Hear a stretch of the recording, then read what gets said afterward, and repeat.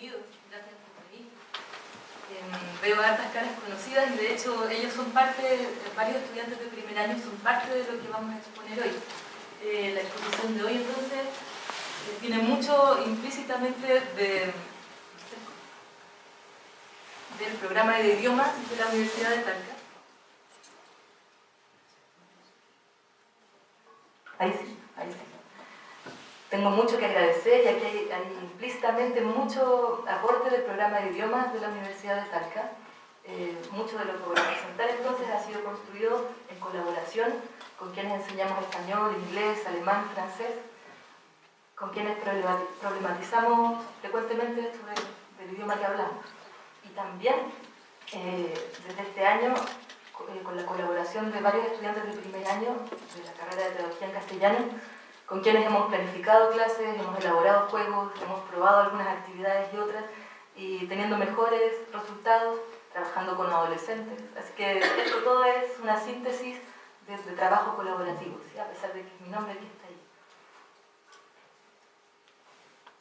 Gracias. La presentación entonces se estructura de la siguiente manera. Español como lengua extranjera, lo abreviamos L, y E por español. Y vamos a conversar un poco de esto. Lengua y extranjera.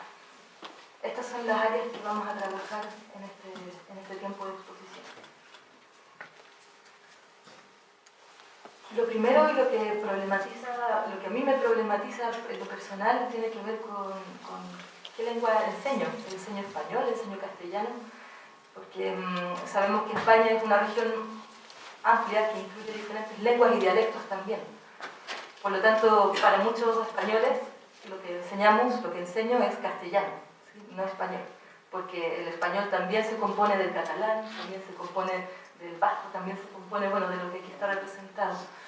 Y el reconocimiento de esa diversidad, de esa riqueza de idiomas en España ha sido también un aprendizaje importante para quienes enseñamos en América Latina. Y también entra la pregunta, ¿yo enseño español, castellano o enseño chileno? ¿Sí? ¿Dónde me sitúo? ¿Dónde estoy? ¿Dónde estamos? Y les quiero preguntar, ¿hablamos mal los chilenos? ¿Podrían levantar la mano quienes consideran que los chilenos hablamos mal? ¿Con confianza?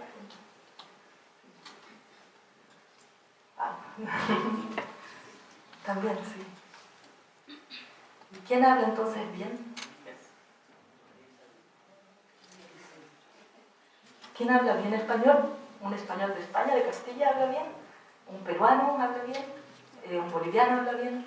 ¿Un chileno de clase alta habla bien? ¿Quién habla bien español? Entonces, sabemos, ¿no? Los que trabajamos en lenguaje sabemos que lo bueno y lo malo en realidad tiene que ver con lo adecuado o lo inadecuado, ¿no? Tiene que ver con ser capaces de expresarnos y comunicarnos o no.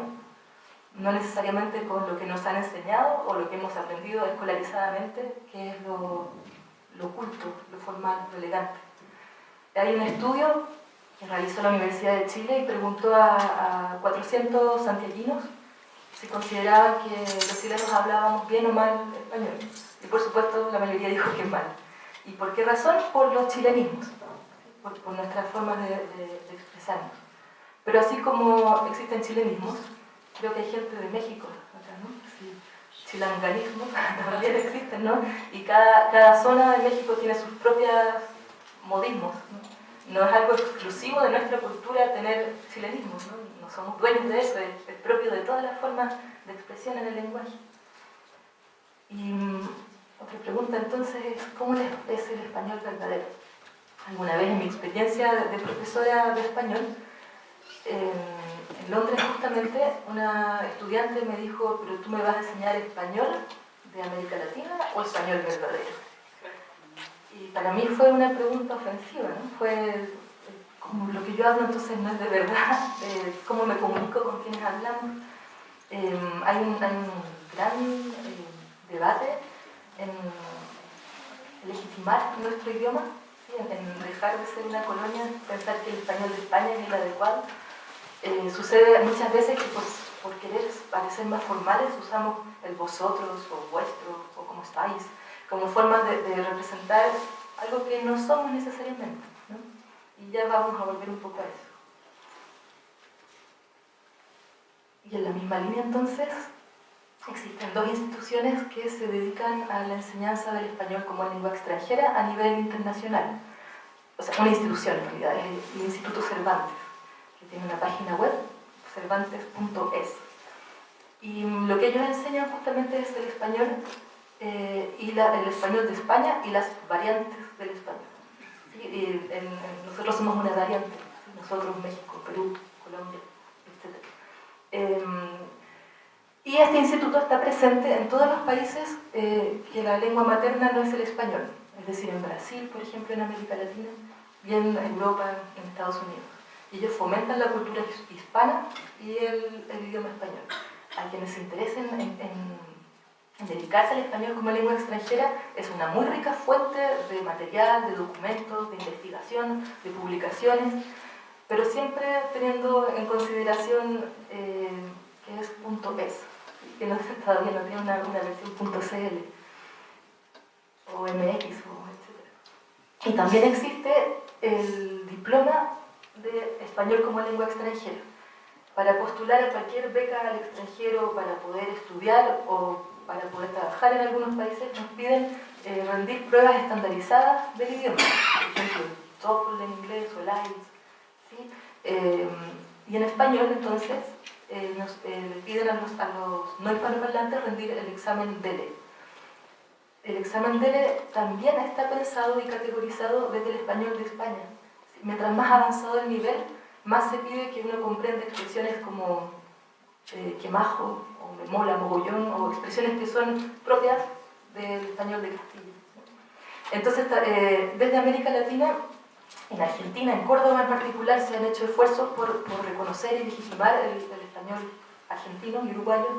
En México también hay instituciones que han trabajado en el tema, en Miami también hay instituciones que han trabajado, pero todavía no nos hemos articulado como una red de variantes del español.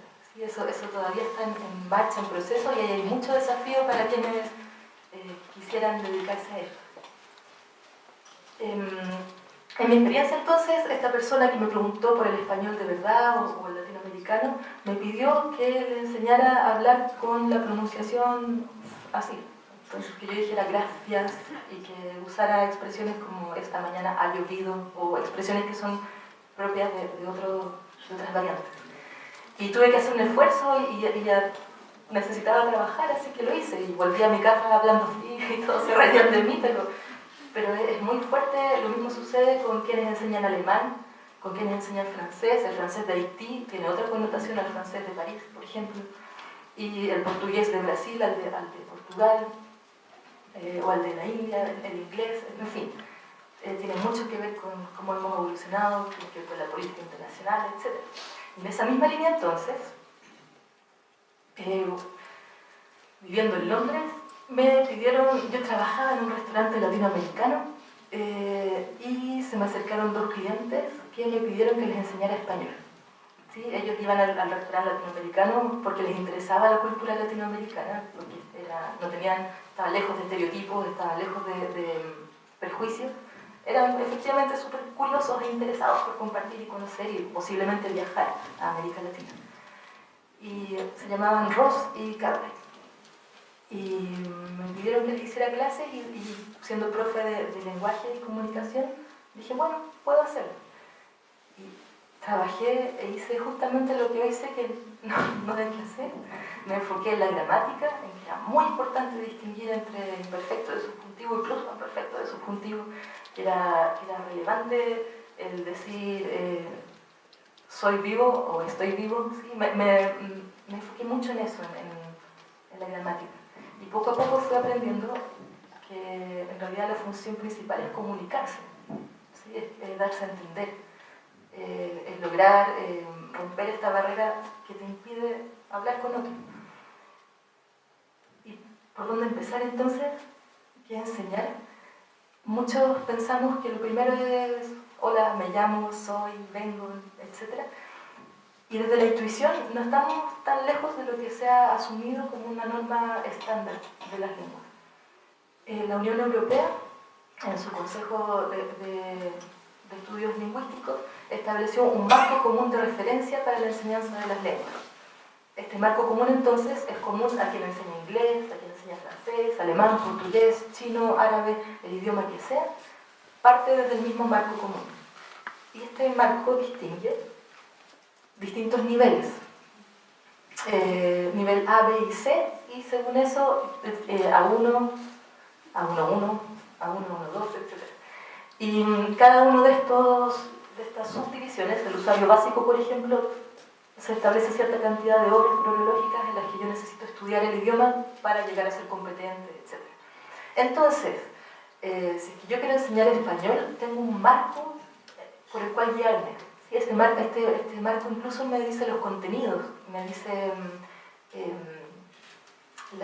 las habilidades y los procedimientos que el estudiante debe ser capaz de ir al almacén y comprar una churrasca, por ejemplo. ¿Sí?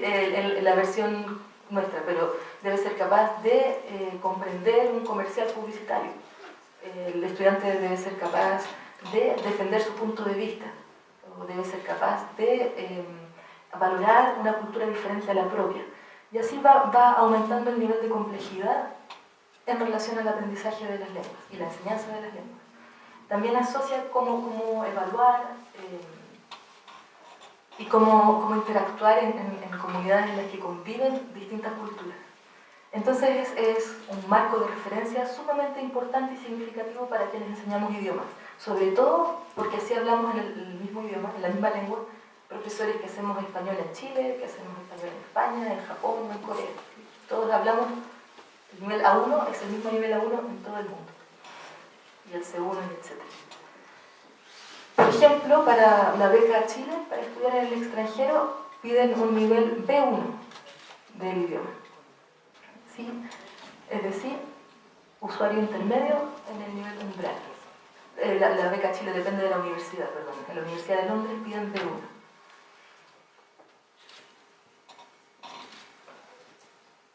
Bien, entonces, sabemos que lo que nos interesa no necesariamente...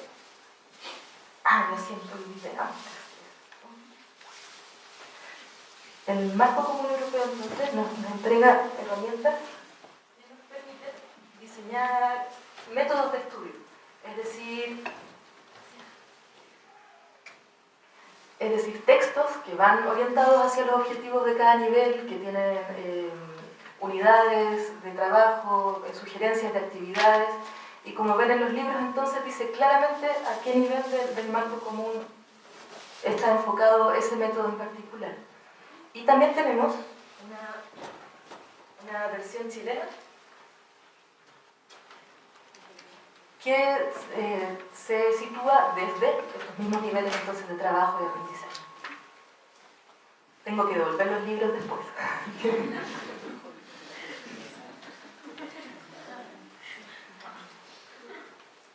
Nos centramos entonces ya no necesariamente en la gramática, sino que en las habilidades comunicativas, ¿no? En las formas de poder establecer con otros un diálogo, de poder darnos a entender. Y estas habilidades comunicativas entonces son las 4 que conocemos. Hay 2 que generalmente son más complejas cuando tenemos que producir, ¿no? Es mucho más sencillo escuchar que hablar. Es mucho más sencillo leer que escribir. Entonces, al aprender otro idioma, solemos enfatizar las áreas de producción. ¿Sí? Y aquí tengo otro ejemplo.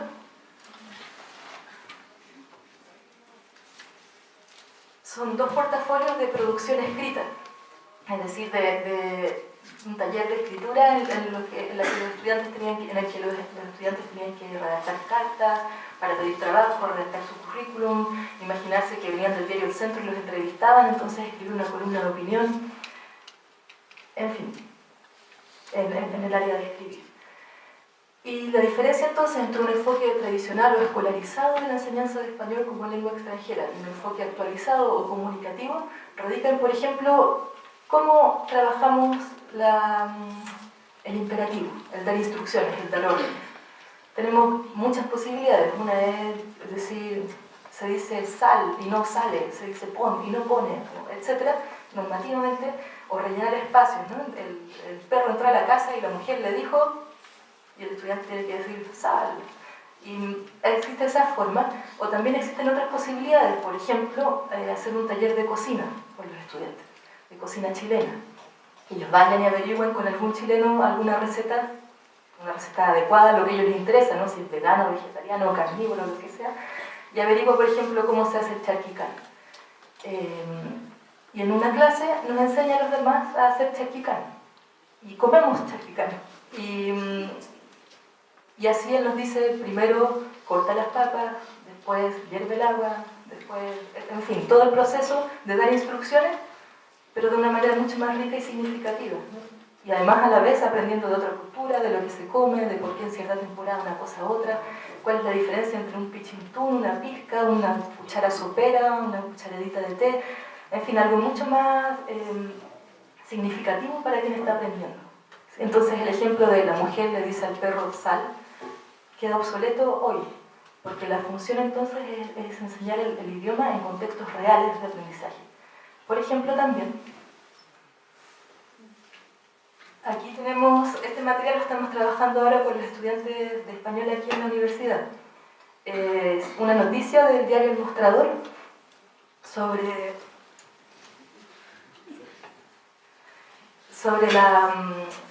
el desarrollo de un documental, no sé si lo han visto, lo conocen, de un documental sobre los zoológicos humanos, es decir, sobre las personas que fueron trasladadas a Europa para ser expuestos en exhibiciones como animales, ¿no?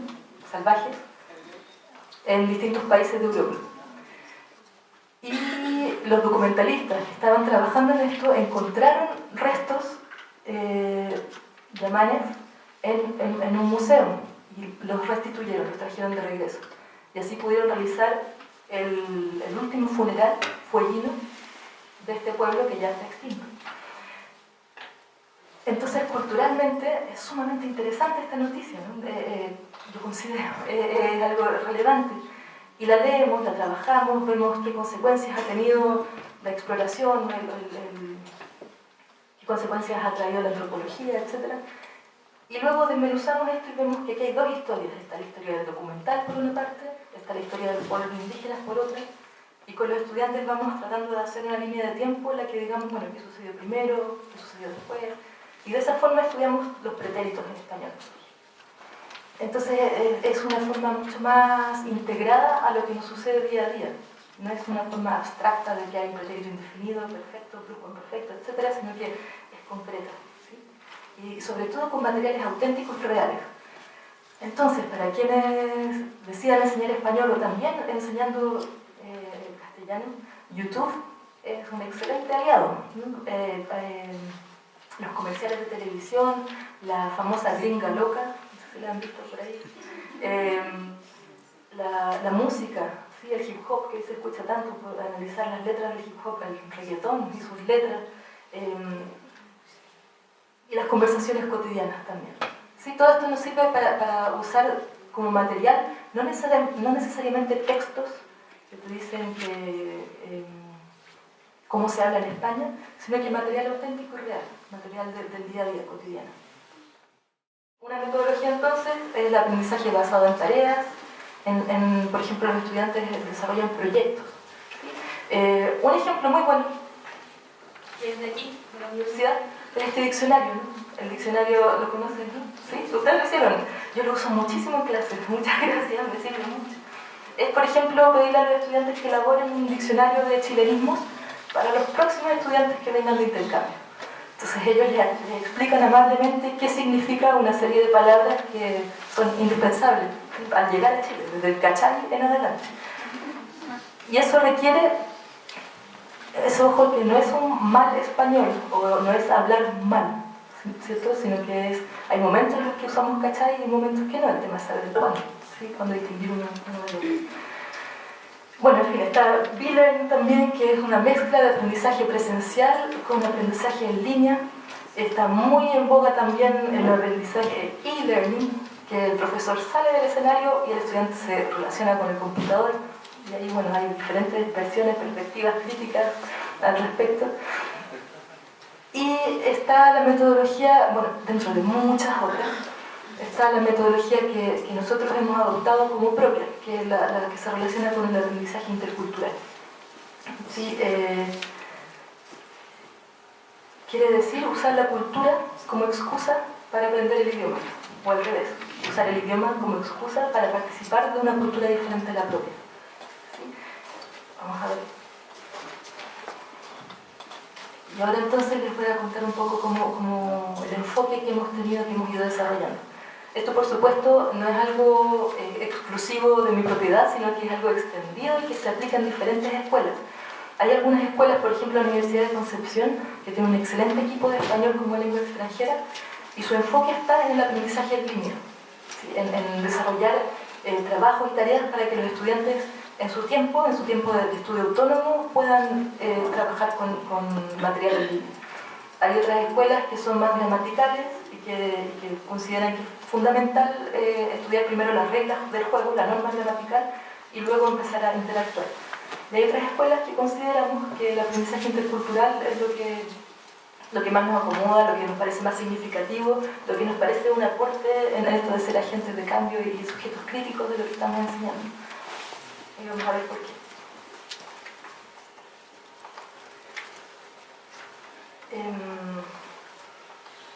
Y esto también creo que es interesante, se aplica no solo al enseñar español como lengua extranjera, sino que, por ejemplo, a colegas profesores en Santiago en este momento tienen clases de quinto básico y la mayoría de los estudiantes son de distintos países de América Latina, no necesariamente santiaguinos, ¿cierto? Muchos estudiantes peruanos, colombianos y, en el caso de boliviano, en el curso de un colega profesor de historia de aquí, también el doctor Madrid. Y esto también se aplica entonces para la integración en otras áreas, no solo en el español como idioma. Cuando se encuentran personas con distintos bagajes, con distintas experiencias, puede suceder que haya errores en la interpretación. Puede suceder que cuando me digan una bombona, yo me imagino un gran chocolate, o puede suceder que un estudiante me pida, profesora, ¿tiene conejos para aprender a hablar? Y se refería a consejos. ¿Sí? Puede suceder que alguien también diga así, yo me gusto, y quiere decir que le gusta otra cosa. En fin, ahí se producen errores y conflictos en la interpretación que puede llevar a ambigüedad o malos entendidos. Y esto puede transformarse en un conflicto, en un problema. ¿Sí? Por ejemplo, no se alcanza a ver mucho, pero por ejemplo me sucedió a mí en un pub en Londres con otros compañeros de la universidad. Me invitaban cervezas y yo estaba muy feliz, pensaba que eran todos muy solidarios, pero después aprendí que uno invita una ronda, después el otro invita otra ronda, después el siguiente, y yo no sabía que tenía que invitar muchas rondas, de hecho no tenía plata, así que no invité más. Pero así fui aprendiendo, ¿no? Cómo funciona la cultura. Por ejemplo, una compañera mexicana me dijo, por favor, ve a comprar fresas ahorita. Y para mí fueron inmediatamente, no sabía qué eran las fresas y ahorita tampoco entendía qué medida de tiempo eso representaba. Entonces también fue un problema de ambigüedad. Bueno, y así otros ejemplos. Alguna vez me dijeron que exótico, chilena. Y para mí fue ofensivo, ¿no? ¿Cómo que exótico? Pero en inglés es un halago. Yo tampoco lo sabía. O el reggaetón. Y esto sucede, entonces estos encuentros, estos choques interculturales son también a nivel interno. Trabajando como profesora en un cuarto medio en un liceo en Santiago, el año 2005 era la fiesta de fin de año, los profes más jóvenes cuidamos la fiesta y un estudiante me invitó a bailar. Yo entonces no sabía lo que era el reggaetón ni el perreo. Entonces cuando él me invitó a bailar, él se puso a bailar y para mí fue un choque. ¿Sí? Yo no quiero bailar. Y ese tipo de choques entonces, si nos suceden dentro de nuestra cultura, para quienes provienen de otra cultura completamente diferente, son aún más fuertes, aún más significativos. Y lo que es sumamente relevante en esto es el sentido del humor, justamente. Reírse, cuando uno aprende otro idioma, se expone a decir cosas ridículas. Piensen en ustedes mismos hablando en otro idioma, ¿no? En cómo pronunciamos, en cómo decimos una palabra que en realidad significaba otra cosa, ¿sí? En inglés sobre todo, ¿no? Para mí al menos. Y empezamos a tener nuestros errores favoritos. Por ejemplo, para mí al hablar inglés mi error favorito es confundir oso con cerveza con barba, ¿no? Que es beer, todavía no es mi pájaro. Y así quienes aprenden español empiezan a ver, bueno, conejo, consejo, embarazado, avergonzado, y una serie de dificultades propias de la traducción, de plantear en su propio idioma. Sí, estar cansado, estar casado, que no es lo mismo.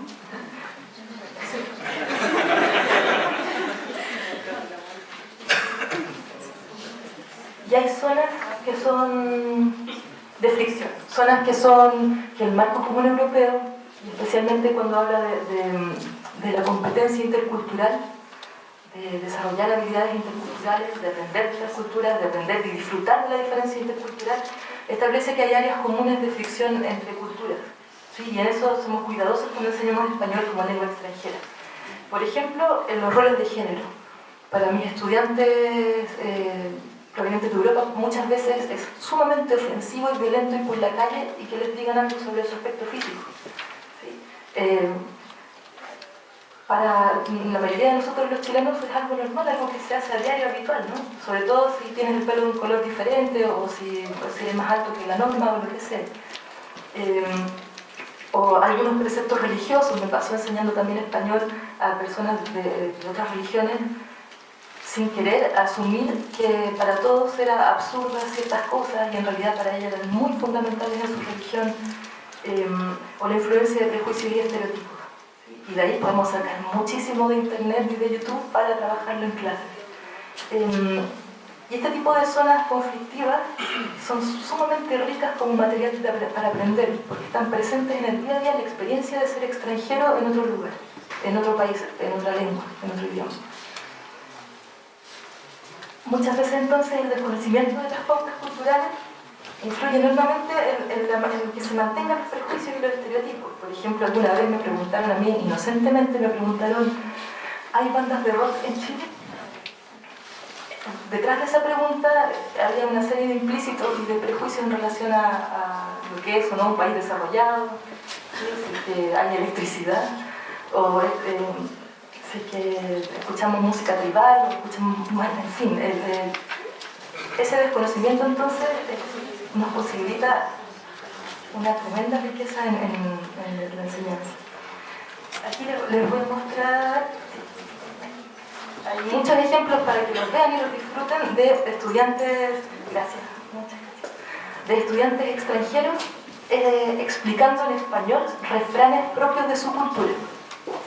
Para nosotros es evidente que para nosotros no es evidente lo que quiere decir que una persona tome un gato por la cola y la devuelva. ¿Cierto? En inglés, en Inglaterra, quiere decir que no hay espacio ni para tomar un gato y darle vuelta por la cola. Y eso habla de cómo, con el sentido del humor y con los refranes, nosotros nos explicamos cosas unos a otros y cómo compartimos de nuestra cultura para que otros la aprendan. ¿Sí? Estos son entonces refranes que ellos eligieron y los tradujeron al español para presentárselo a estudiantes chilenos. Y por otra parte, aquí están sus palabras favoritas en español, para que también las vean luego, en chileno. El po, el cachay, el vale callampa, el guagua, bueno, y en fin, aquí están para que las vean.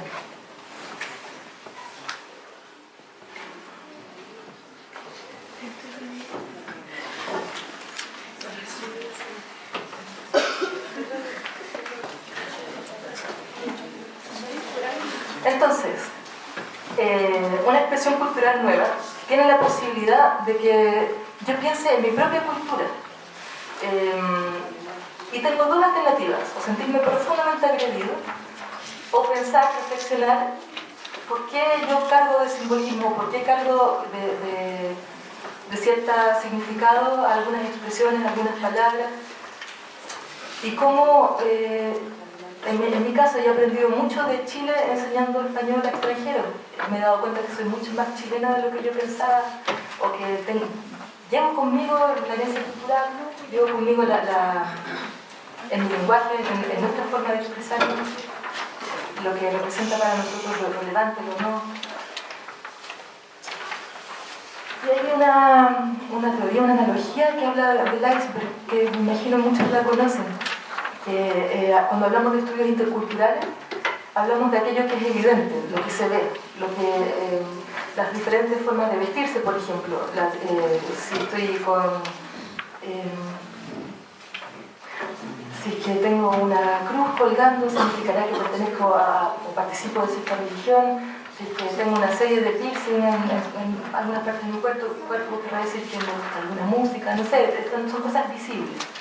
Pero bajo eso subyace algo que no por oculto es malo, sino que simplemente es más complejo, que tiene que ver con las creencias, los valores, con las normas, y trabajar eso en la enseñanza del español como lengua extranjera es sumamente rico y significativo, otra vez para quienes son extranjeros en otra cultura y en otra lengua. Y entonces, a modo de síntesis, lo que hemos llegado a proponer a partir de estos múltiples enfoques, estas metodologías, estas formas de pensar cómo enseñar español, se sintetiza en este objetivo, ¿no? Nosotros queremos que nuestros estudiantes aprendan y participen de la cultura local a través de su expresión en el lenguaje. No queremos simplemente que memoricen la declinación de un verbo o que comprendan la diferencia entre el subjuntivo y el indicativo, sino que puedan expresar su opinión, puedan hablar de su cultura,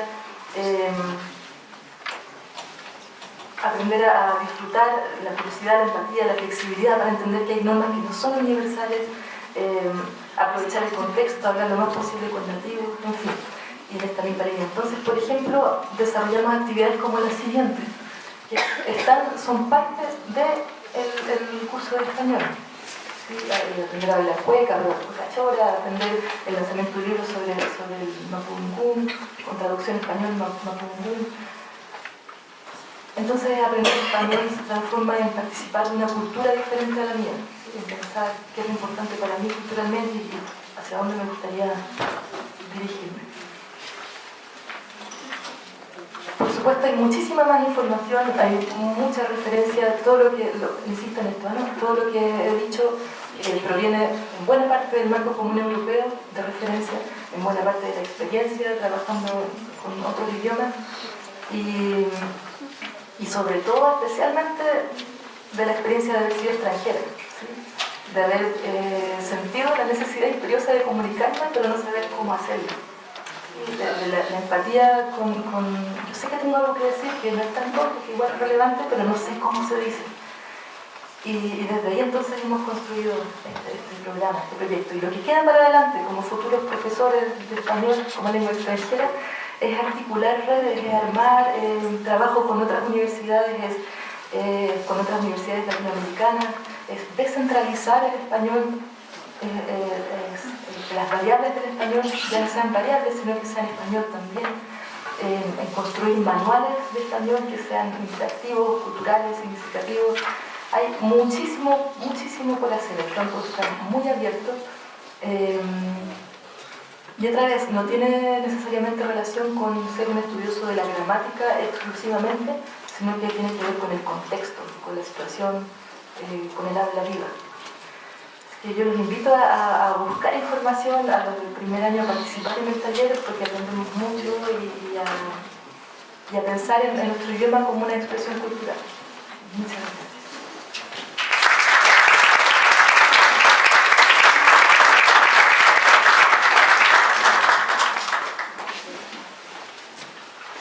Agradecemos a la profesora Alejandra Villarroel y damos espacio a algunas preguntas de los asistentes.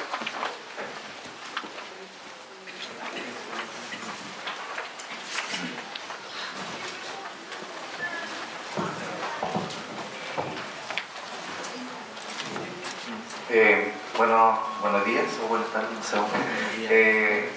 Bueno, primero que todo, me pareció una exposición muy interesante y mi pregunta va enfocada hacia el área de las redes sociales, en el sentido de lo que tú comentabas al principio, de que en realidad no se habla mal, sino que se habla adecuado o no adecuado. ¿Qué piensas tú acerca del fenómeno que se está viendo en esta época por ejemplo, evadir algunas tildes en las redes sociales o no colocar el signo de exclamación o interrogación al principio. ¿Qué piensas tú acerca de eso como fenómeno y cómo crees tú que se ve en los estudiantes extranjeros, principalmente no hispanohablantes? Gracias, sí, es una excelente pregunta. Otra vez creo que se responde con mi perspectiva con la adecuación. Si es que envío un mensaje de texto, tengo que parar por cada palabra, voy a intentar abreviarlo lo más posible, ¿no? Pero si voy a hablar con mi jefe no voy a hablar abreviado, sino que voy a hablar de la manera más formal posible. Yo creo que radica en la multiplicidad de registros que uno maneja. Entonces sí creo que es necesario trabajar con el español estándar. ¿Sí?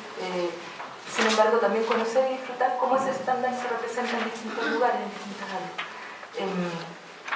A los estudiantes extranjeros les cuesta muchísimo comprender y a mí también, muchas de las abreviaciones que hacemos en las redes sociales.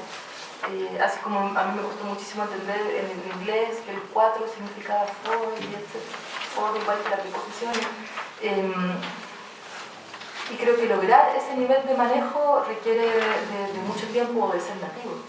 Entonces sí usamos los mensajes cuando ya estamos en un nivel más avanzado e intentamos ver qué querrá decir con lo que dice. Pero más por ahí, sí enseñamos el estándar.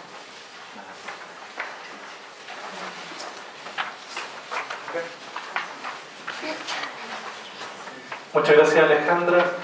Yo quería consultarte a partir de tu experiencia. Si estamos de acuerdo con la importancia de los factores culturales, afectivos que rodean al extranjero que llega y se inserta en esta región, sobre todo.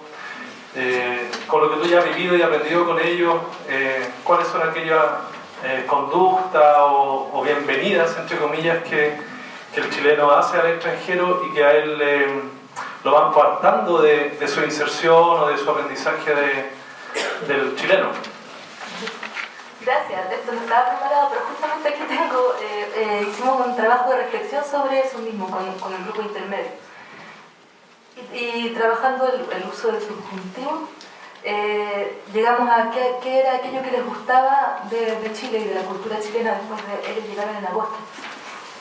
Por ejemplo, dicen, nos fascina que las familias chilenas celebren fiestas juntas con mucha cueca, carne, empanada y comida. Nos alegra que sea posible viajar para conocer la naturaleza, hacer trekking, andar en bici. Qué bueno que haya amigos de los perros callejeros de la universidad.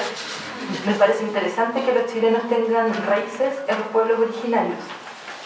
Por una parte, pero por otra parte, nos sorprende que los chilenos utilicen tanto plástico y no reciclen sus basuras. También es una pena que no respeten un poco más la naturaleza.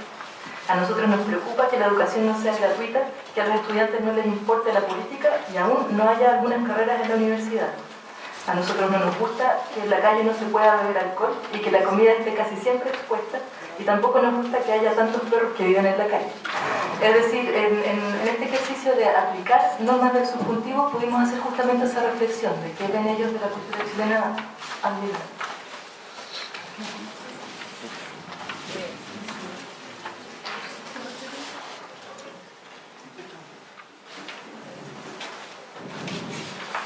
Profesora, primero que nada, felicitaciones muy claras, eso se agradece, la claridad.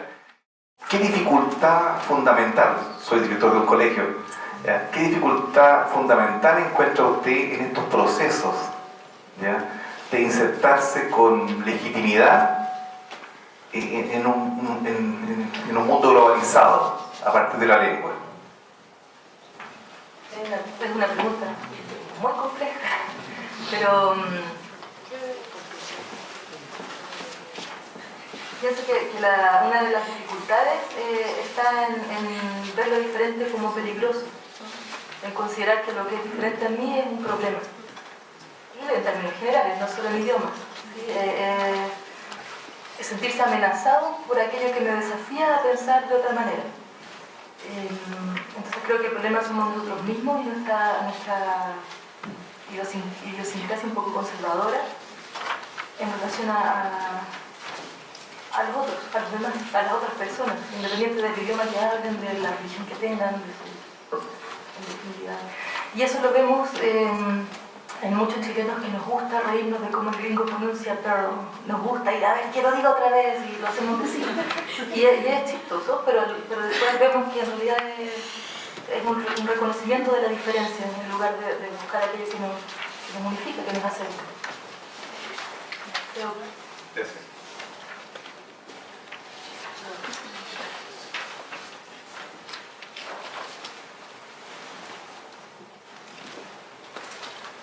Yo puedo preguntar a la audiencia, a las personas que hemos hecho juntos el curso de español. Para ustedes, ¿qué aprendizaje ha significado primero para muchos de nosotros? Tener estudiantes extranjeros es algo nuevo, ¿no? Para muchos es la oportunidad de relacionarse con otra cultura, con otro idioma. ¿Y qué ha significado para ustedes que han aprendido, que les ha gustado y qué no?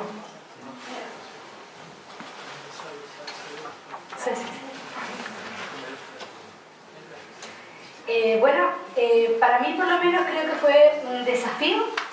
Principalmente, yo no hablo inglés y los mismos chicos, bueno, en un principio venían con muy poco vocabulario. Entonces era difícil a veces comprender lo que ellos querían decir, o por lo mismo, porque preguntaban las palabras que necesitaban en inglés y uno no entendía nada.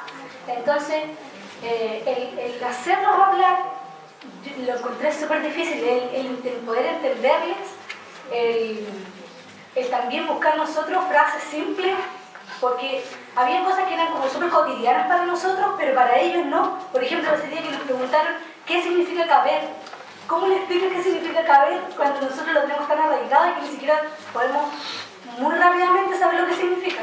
Entonces para mí lo encontré como súper complicado, pero también súper interesante. Claro, y exige de uno empatía, ¿no? No decir mil veces caber es caber. ¿Cómo no sabes lo que es caber? Sino que significa empezar a buscar estrategias y ser creativo para llegar a llegar a constituyendo.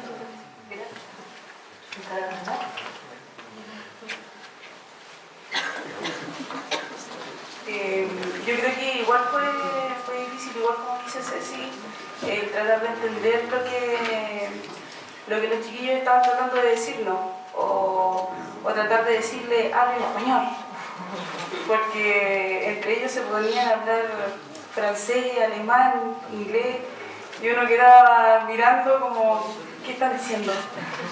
Entonces, tratar de poner un poquito de orden igual y decirle, chiquillos, tratemos de hablar español, si tienen alguna duda pregunten, porque los chiquillos son muy tímidos y cuesta bastante de repente tratar de sacarle las palabras que ellos se centran en sí y quedan con dudas y no preguntan, entonces bueno estar pendientes de ellos.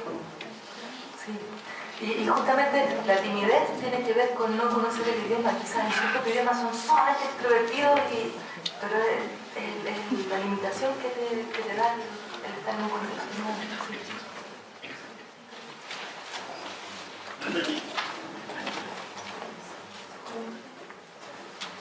Gracias.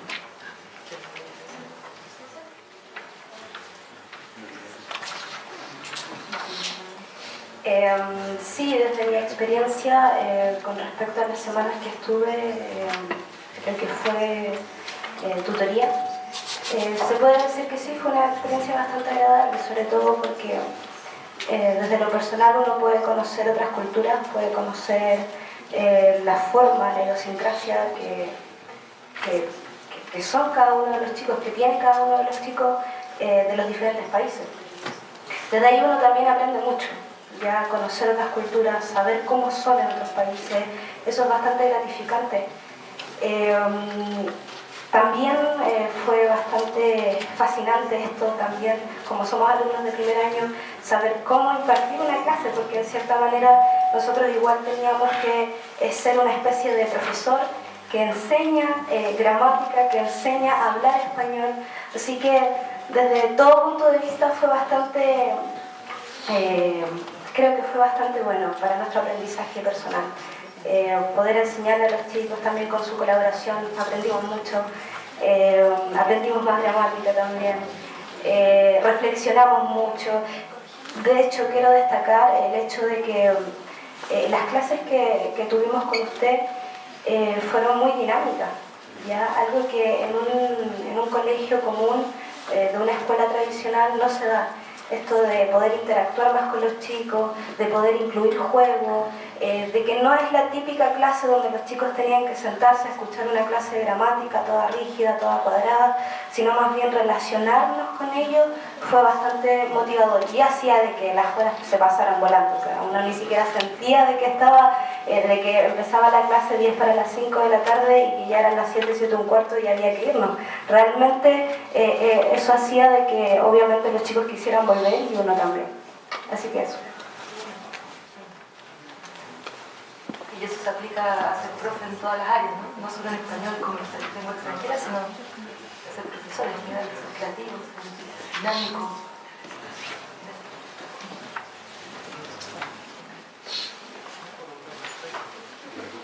¿Desea agregar algo? Bueno, en relación justamente con la última reflexión, la diferencia entre educar y escolarizar, ¿no? Que es el tema del seminario. Creo que trabajemos donde trabajemos, como profesor de cualquier disciplina, tenemos la opción y la decisión de escolarizar o educar. Y creo que tiene que ver con una ética, con un perfil, tiene que ver con una forma de comprender cómo aprenden las personas. Y la medida en que logremos empatizar con nuestros estudiantes, creo que nos alejamos de la escolarización y nos acercamos más hacia la educación. Así que muchas gracias por la invitación.